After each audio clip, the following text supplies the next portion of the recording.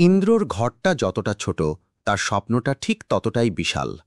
আজ সকালে উঠে সে চায়ের কাপ হাতে বাইরে দাঁড়িয়ে দূরে তাকিয়ে থাকে কিছু সময়।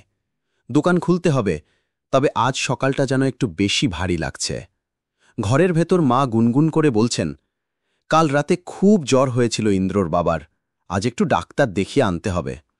ইন্দ্র দোকানের তালা খুলতে খুলতে ভাবে, আমার শুধু একজন সরকারি কর্মকর্তা হওয়া নয়, বাবার জায়গা নিতে হবে আজ, নয়তো কাল। ঠিক তখনই দোকানের সামনে দাঁড়ায় তনয়া, স্কুল জীবনের পরিচিত, এখন স্থানীয় প্রাইমারি স্কুলে শিক্ষকতা করে। হাই ইন্দ্র, দোকানে তো তোকে সবসময় দেখি, পড়াশোনা ছেড়ে দিলে নাকি? তনয়ার প্রশ্নে ইন্দ্র থেমে যায়। তার মুখে সেই চেনা ব্যঙ্গ নয়, বরং সত্যিই জানতে চাওয়ার সুর। না রে, ছাড়িনি, বরং আগের থেকেও বেশি সিরিয়াস। এই দোকানটা আমার দায়িত্ব, আর পড়াশোনা আমার স্বপ্ন, দুটোই একসাথে টানছি।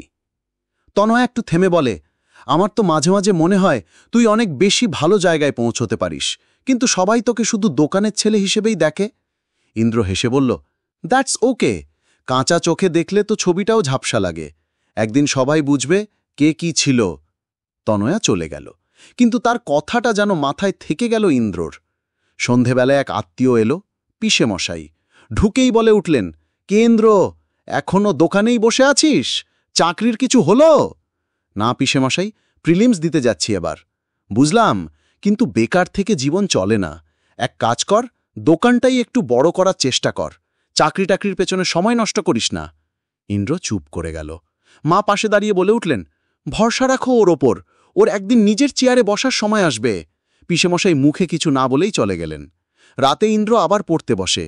সে খাতায় একটা নতুন পৃষ্ঠা খুলে লেখে, তারা এখন হাসে, কারণ তারা ভাবছে আমি হেরে গেছি, কিন্তু আমি এখনো থামিনি, আমি এখনো লড়ছি।